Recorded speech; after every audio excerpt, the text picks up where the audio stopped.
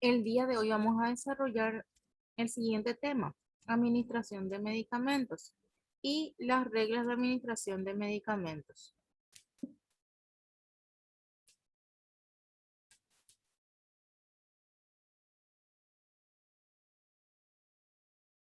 Primeramente es importante definir lo que es administración de medicamentos. Es el procedimiento por el cual se proporcionan elementos terapéuticos al organismo humano por diferentes vías. Sus objetivos son las siguientes en las reglas de administración de medicamentos. Tenemos provocar un efecto local o general y colaborar con el diagnóstico del paciente.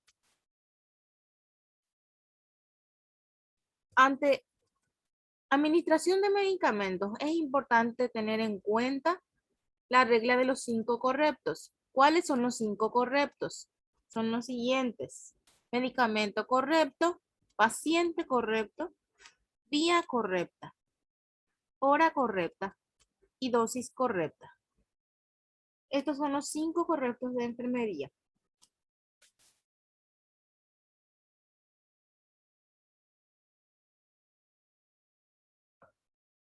Hoy en día se han implementado, ¿verdad? Y esto se ha mejorado. Tenemos 10 correctos para la regla de administración de medicamentos según la Organización Mundial de la Salud. Y son las siguientes: medicamento correcto, paciente correcto, dosis correcta, vía correcta y hora correcta. Aparte se han agregado los siguientes: verificar fecha de caducidad del medicamento, ¿verdad? Verificar, ¿verdad? Si es el tiempo de vencimiento de nuestro medicamento. El 7, preparar y administrar usted mismo el medicamento. 8, registre usted mismo el medicamento y la hora de administración. 9, velocidad de infusión correcta. Y 10, que es súper importante también, estar enterados de las posibles alteraciones que puede tener nuestro paciente una vez que se está administrando el medicamento. Nosotros entonces tenemos que verificar también cómo reacciona nuestro paciente ante la administración de un medicamento.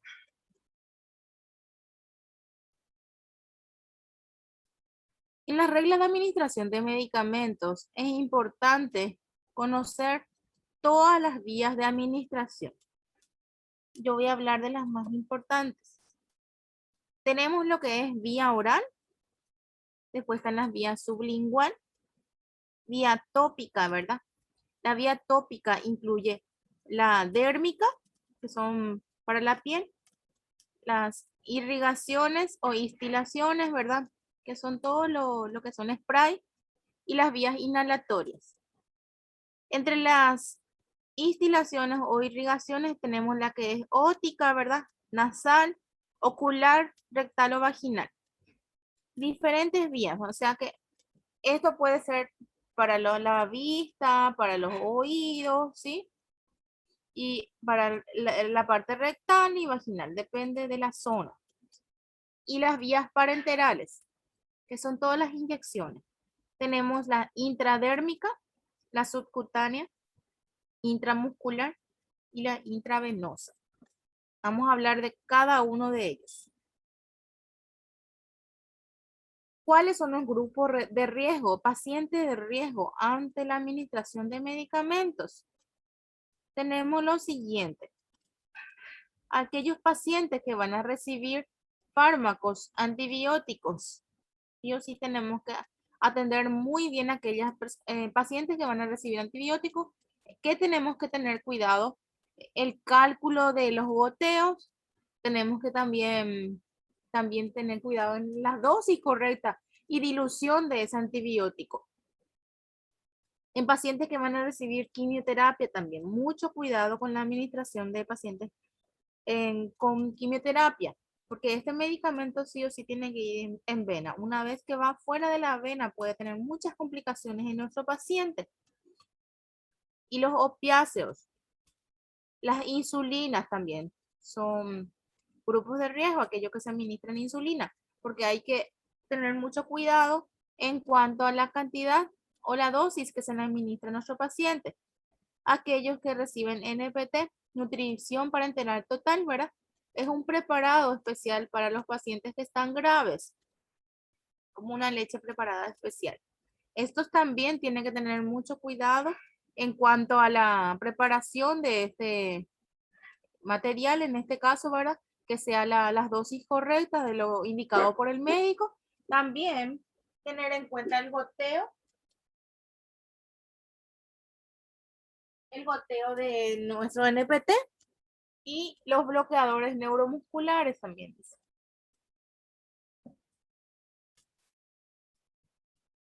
En cuanto al volumen, un mal cálculo en la dilución de una terapia puede incrementar 30% más el volumen.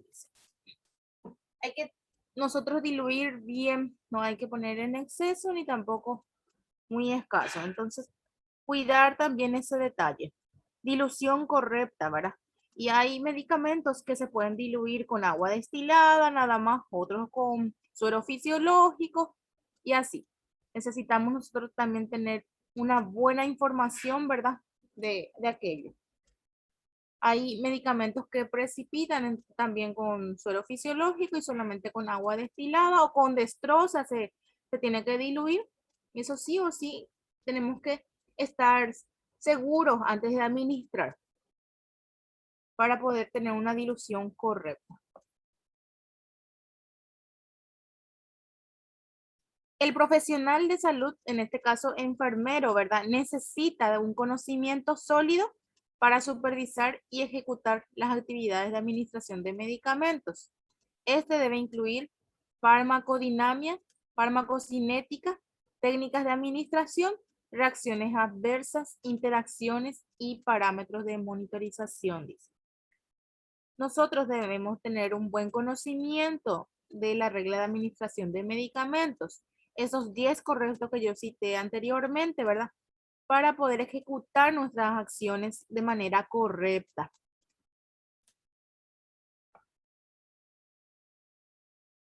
En cuanto a la dilución, la definición es la siguiente, es un procedimiento mediante el cual se obtienen concentraciones y dosis requeridas de medicamentos a través de fórmulas matemáticas.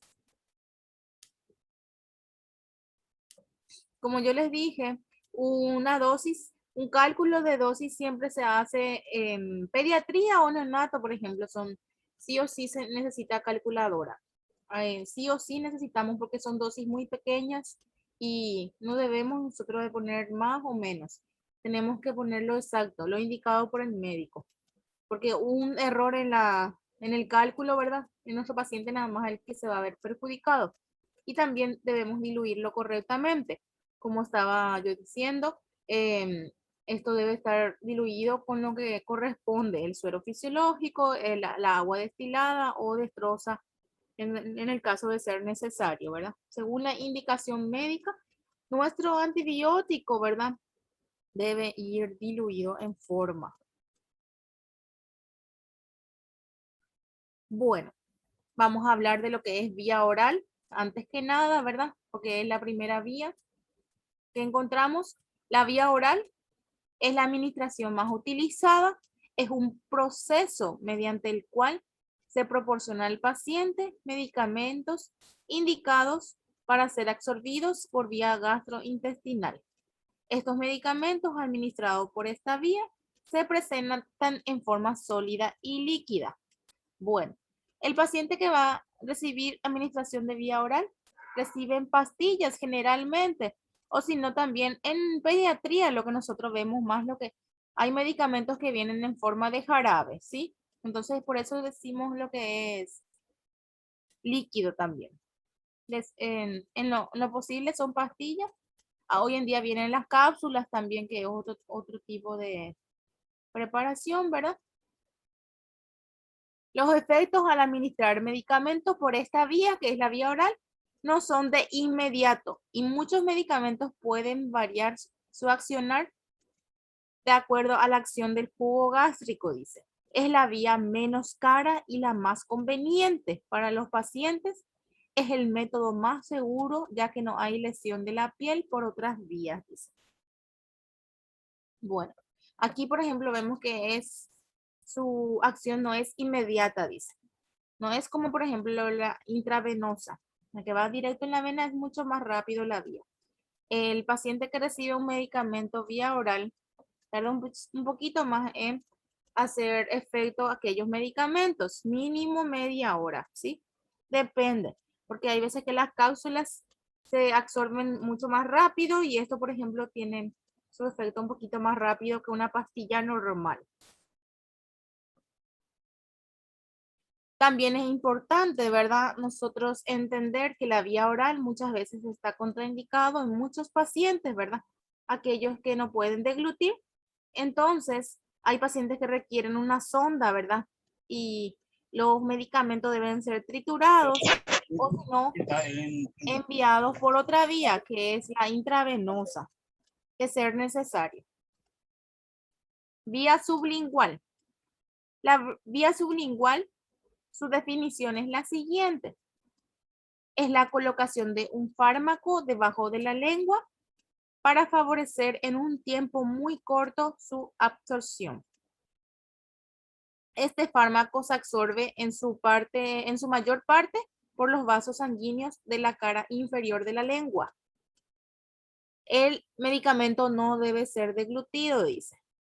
La vía sublingual, por ejemplo, no es como la pastilla normal que sí o sí necesitamos nosotros consumir agua, ¿verdad? Y deglutir. En este caso, el medicamento, la pastilla, ¿verdad? Se coloca por un cierto tiempo nomás debajo de la lengua y este se derrite solo y después lo que tiene su acción, ¿verdad? Es un poquito más rápida que la vía oral, la vía sublingual. Un ejemplo está la nitroglicerina, ¿verdad? Que es una pastillita que se suele utilizar en pacientes cardiópatas, ¿verdad? Aquellos pacientes que tienen taquicardia. Esa pastilla, por ejemplo, se utiliza vía sublingual. Tenemos la vía inhalatoria. Es un procedimiento donde se ofrece lo que es fármacos en estado gaseoso o a vapor para que se absorban por vía respiratoria. Si se inhalan, se realiza por la nariz. El fármaco llega predominantemente al tracto respiratorio. Si se realiza por la boca, un mayor número de partículas del fármaco llegarán hasta los pulmones, dice. Las vías inhalatorias, por ejemplo, son los pastos de salbutamol, ¿sí? Es lo que utilizan aquellos pacientes asmáticos. Es un ejemplo que puedo dar de la vía inhalatoria, ¿verdad? Tenemos también la vía tópica o local. Esto ya es para diferentes vías. Es un procedimiento en la cual se administra fármacos en forma líquida. Puede ser líquida, que es una loción, o semisólidas en forma de pomadas o cremas, o sólidas, que son los supositorios, para que se absorban bien a través de la piel o la mucosa, dice. Estas vías tópicas son las siguientes. Tienen una absorción por las mucosas. Tenemos las vías rectales, por ejemplo. Aquellos supositorios podemos tener como ejemplo. Vía vaginal también están los óvulos vaginales. Vía nasal, tenemos por ejemplo las vías nasal, tenemos las lociones, ¿verdad? Que se utilizan para aquellas personas alérgicas. Vía oftálmica, están las gotitas oculares, ¿verdad? Que en oftalmología se indica. Vía óptica, son las gotitas para el oído también, que receta el médico. Entonces, esto es administración local. Se le conoce también como vía tópica o local.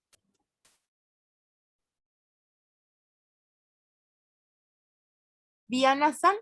vamos a definir de nuevo, consiste en la administración de fármacos por la nariz en forma de gota o nebulizaciones, dice. La instilación de fármacos vía intranasal puede tener efectos locales como sistémicos, dice.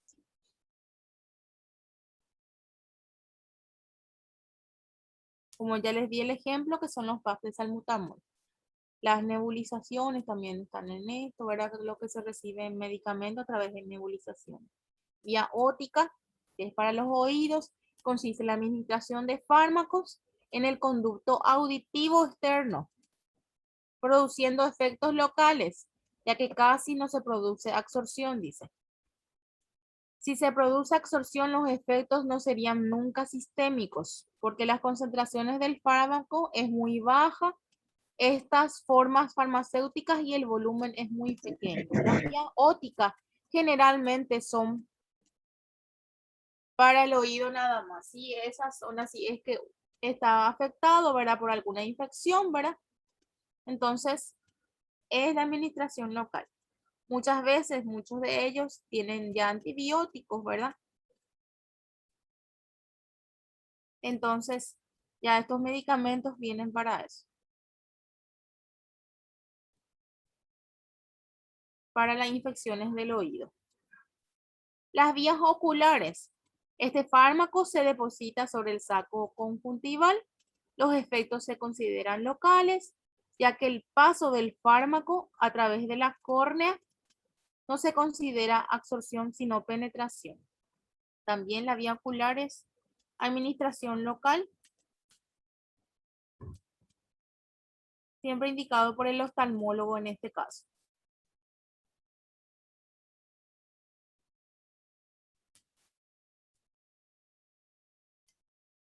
Luego tenemos lo que es la vía vaginal. Se consigue generalmente efecto local nada más. Debido a que es una zona muy bien irrigada, se puede producir efectos generales por absorción sistémica también. Las formas farmacéuticas destinadas a la administración de medicamentos por esta vía son, aquí nos da como ejemplo, ¿sí? Tenemos los óvulos, los comprimidos vaginales, cápsulas gelatinosas, pomadas, cremas, gel, aerosoles, todo lo que es vía vaginal, ¿sí? La vía rectal,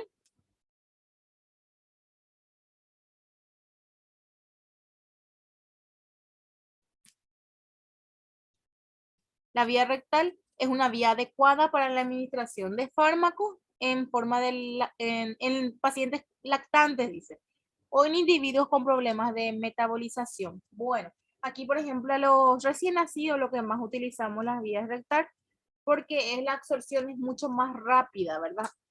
El fármaco puede administrarse en forma de solución, como por ejemplo los enemas o microenemas, dice, o en forma de supositorio, como ya le estaba diciendo, un paciente que tiene fiebre, por ejemplo. Se utiliza comúnmente en pediatría y en neonato supositorios. Los enemas también se utiliza para aquellos pacientes que están con fecalomas o estreñimientos crónicos, ¿verdad? Y estos enemas ya vienen con algunos medicamentos, ya un preparado, ¿verdad? Que se compra de la farmacia y esto sí o sí tiene que ser vía rectal, su administración.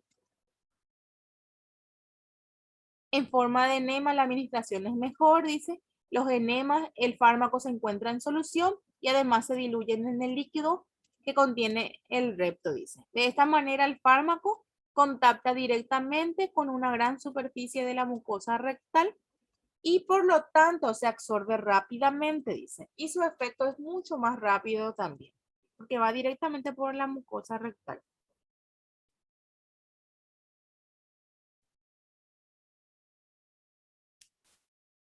Ahora vamos a hablar de lo que es vía parenteral, que una de las vías mucho más rápidas, ¿verdad? Que es preferiblemente las más utilizadas en los pacientes internados, ¿sí? Tenemos dentro de la vía parenteral está la intramuscular, la subcutánea, endovenosa y la intradérmica, ¿sí? Vemos la posición de nuestras agujas el grado que tiene cada una de ellas, ¿sí? La intradérmica es de 10 a 15 grados, la posición que tiene que llevar, ¿verdad? Y la intradérmica es debajo mismo de la epidermis nada más. Tenemos la endovenosa, ¿verdad? 25 grados. Este tiene que ir en vena directamente. La subcutánea, administración subcutánea, 45 grados. No alcanzar el centro mismo, ¿verdad? Porque los 45 grados es la mitad de los 90, prácticamente. Entonces tiene que ir medio de costado. La subcutánea es ya directamente en la grasa subcutánea. Y tenemos la intramuscular. Esto se administra en el músculo, bien profundo, intramuscular profundo, ¿sí? Este sí a 90 grados, la forma de inyectar. Esta es la posición correcta que debemos de poner, ¿verdad? De acuerdo a la vía de administración. Vamos a hablar de cada una de ellas. La vía parenteral hace referencia a todas las formas de inyección en los tejidos o líquidos corporales. Es la forma de administración de medicamento más precisa, es mucho más rápida que la vía oral y existen varias categorías. Como las que citamos nosotros, 4 categorías. La vía intravenosa se inyecta el fármaco directamente en el torrente sanguíneo, en la vena, ¿verdad? Administración en bolo o perfusión continua. ¿Qué nos quiere decir eso? El medicamento puede ser enviado directamente, ¿verdad? Diluido con la jeringa, o perfusión continua es cuando este tiene que recibir en forma de goteo a nuestro paciente y diluido y lentamente, por ejemplo, para 1 hora, para 2 horas, para 6 horas, para un día. Eso es la perfusión continua, con un goteo preciso, ¿verdad? Es una vía de administración muy rápida. La intravenosa es una de las más rápidas. Es de elección en casos de urgencia y biodisponible del 100%, ¿sí? En paciente que se va a internar sí o sí, la mayoría requiere una vía, ¿verdad? Para administrar cualquier medicamento. Desde un simple administración de suero hasta antibiótico y otras cosas más. Y también sabemos que están las vías intravenosas nada más y también un paciente más grave, ¿verdad? Puede requerir, si es que necesita más días de internación, hay veces que necesita vía centralizada en muchos de los casos. Después tenemos la vía intramuscular, ¿verdad? La vía intramuscular se inyecta el fármaco en el tejido muscular. Como les dije en la imagen, es 90 grados la posición de la aguja y esta administración de medicamento es intramuscular profundo. La velocidad de absorción depende del riesgo sanguíneo de esa zona, del lugar de la inyección y del tipo de preparado. Los fármacos en solución acuosa se absorben rápidamente. Se pueden lesionar vasos y nervios en el caso de que nosotros no administremos en el sitio correcto, ¿sí? Se pueden lesionar vasos y nervios. Es importante que nosotros tengamos mucho cuidado. Pueden aparecer hematomas, endurecimientos, en algunos casos infecciones, shock anafiláctico, es cuando el paciente reacciona a un medicamento. Parálisis del nervio ciático, en el caso de que no administremos en el cuadrante indicado, ¿sí? Nosotros podemos lesionar lo que es el nervio ciático. No puede utilizarse en pacientes con tratamiento anticoagulante, dice, porque aquellos pacientes sangran fácilmente, entonces está muchas veces contraindicado para ellos la intramuscular. Aquí está el sitio, la zona de punción con el dibujito. Quiero que miren bien. Por aquí nos explica muy bien. El músculo se divide en cuadrantes. Está el cuadrante superior. El glúteo se divide en 4 cuadrantes, en este caso, este músculo. Está el cuadrante superior y el cuadrante inferior. En el cuadrante superior está lo que es externo y también la derecha y hacia la izquierda. Y el cuadrante inferior también está hacia la derecha y hacia la izquierda, ¿sí?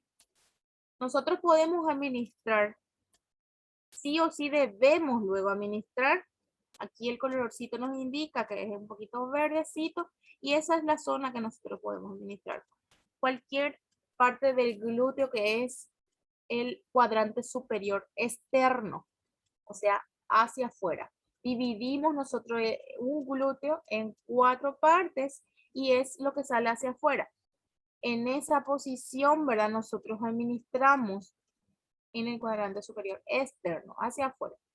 Una vez que nosotros marcamos la zona nada más, ahí administramos. Porque aquí, como vemos en la línea, este es evitar esa trayectoria del nervio ciático. El nervio ciático pasa por la mitad prácticamente del glúteo y ese no es el lugar de punción. Por favor, tener mucho cuidado en eso, ¿sí? Hacia la parte externa hay que aplicar nuestra inyección. Y intramuscular profundo, ¿sí? 90 grados. Vía subcutánea. La vía subcutánea se inyecta el preparado farmacológico por debajo de la piel en el tejido subcutáneo. Las vacunas, por ejemplo, muchas de las vacunas es vía subcutánea. Esto es a 45 grados la posición de la aguja, ¿sí? La vasodilatación y el riego sanguíneo aumenta la velocidad de absorción. Nos da como ejemplo las insulinas, heparinas y las vacunas.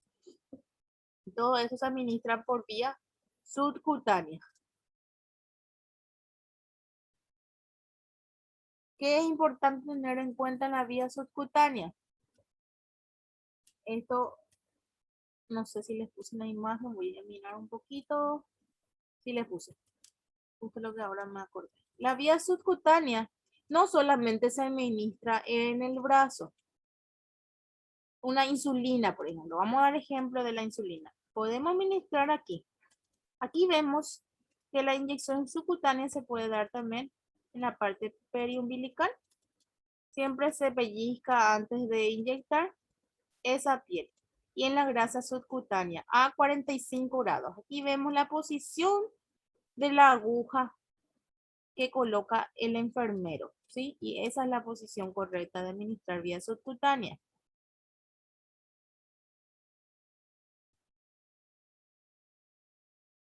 Aquí nos dice zona de inyección subcutánea, ¿sí?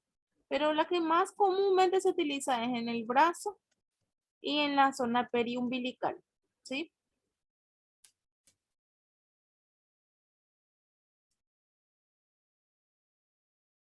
Y finalmente tenemos lo que es la vía intradérmica. Se inyecta el fármaco en la capa dérmica de la piel, debajo de la epidermis.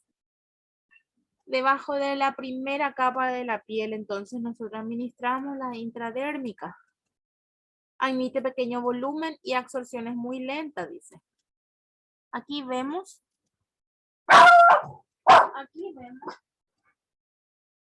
la posición de la aguja es 15 grados, ¿sí? Esa es la forma correcta de administrar, ¿verdad? Un medicamento vía intradérmica. Generalmente, intradérmica se utiliza para los alergistas, por ejemplo. Utilizan esta vía como ejemplo, ¿sí? Un paciente que va a pasar para un contraste o otro estudio, sí o sí, necesita pasar por alergia, ¿verdad? Y en esa zona nosotros hacemos eso, ¿verdad? El profesional médico indica y el de enfermero es el que prepara todo lo que es para pruebas de alergia. Eso como ejemplo, a modo de ejemplo nada más. ¿Tienen alguna consulta? Es todo en cuanto a las vías de administración de medicamentos. Profe,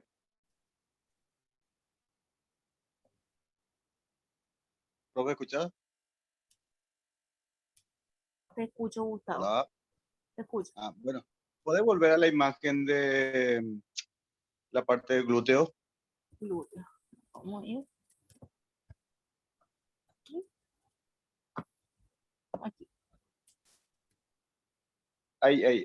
Esa línea celeste es la trayectoria del nervio ciático, ¿verdad? O sea, que pasa en el medio Sí, de lo que es el glúteo y la pierna. sí. Esa zona nosotros no debemos de funcionar. Ajá. Por Em, ejemplo, pero digo nomás, yo me suelo aplicar para mi nervio ciático, o sea, para mi lumbalgia. sí, medicamentos para el Y dolor. no, sí. Entonces tiene que ser más o menos al costado siempre. O sea, no tiene que ser ahí donde me duele, por decir. No tiene que ser donde te duele. Tiene que ser en el cuadrante superior externo. Acá vemos, ¿verdad? La jeringa, ¿verdad? Vemos aquí las dos jeringas, vemos Sí, a la derecha y a la izquierda. Y sí. así una forma así más rápida nosotros de verificar dónde es cuadrante superior externo es cuando nosotros colocamos nuestra mano en nuestra cadera y donde está el pulgar mismo, donde alcanza el pulgar, ese es el cuadrante superior externo. Una vez que nosotros nos colocamos las dos manos en la cadera y los dos extremos, ahí es el cuadrante superior externo. Pero siempre es importante que se haga masajecitos previos, ¿verdad? Y que el paciente que se va a administrar también no mueva esa zona y aparte de eso, tratar de no ponerse nervioso, ¿verdad? Y no endurecer ese músculo. Sí. Mm. Bueno, profe, y entonces hasta ahí lo que puede llegar una inyección. Ni Sí, más, o sea, ni en el medio ni más para adentro. no, no es en el medio ni para adentro, sino que los extremos, ¿no? Los dos extremos, para arriba. Ajá. No, Sí, como te digo, pues yo, por ejemplo, a mí me duele la parte del medio, ¿verdad? O sea, que es mi lumbar. sí. Y Y sí o sí si es por mí, quiero medicamento que se vaya intramuscular, directo ahí. sí. Y el intramuscular Sí, es hacia el cuadrante superior externo, hacia ahí se administra, como vemos en la imagen. Porque después el medicamento hace su efecto, ¿sí? claro, Para el, claro. Ese es lo mío, profe. Gracias. bueno,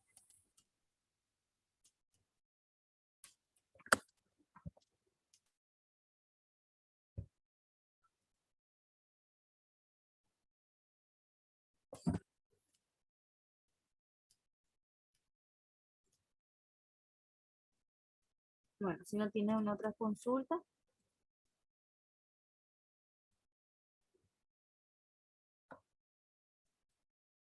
voy a tratar de enviarle un video relacionado a esta vía de administración intramuscular y subcutánea por lo menos, ¿verdad? Lo que tengo yo aquí en la computadora. Entonces, así para poder ver, ¿verdad? En el video, un cortito, ¿verdad? La zona correcta, ¿verdad? De administración de medicamentos. Porque alguna vez van a hacer cuando se les pida y tienen que saber hacer correctamente la zona, porque la teoría después va relacionada directamente con la práctica. Si nosotros manejamos bien la teoría, vamos a hacer de manera correcta el procedimiento. Sí, importante, profe, importante. Bueno, les dejo entonces y les pongo ahora la tarea en la plataforma. ¿Está bien? Perfecto, profe, gracias. Vale. Muy buenas noches, chicos, para todos. Hasta luego.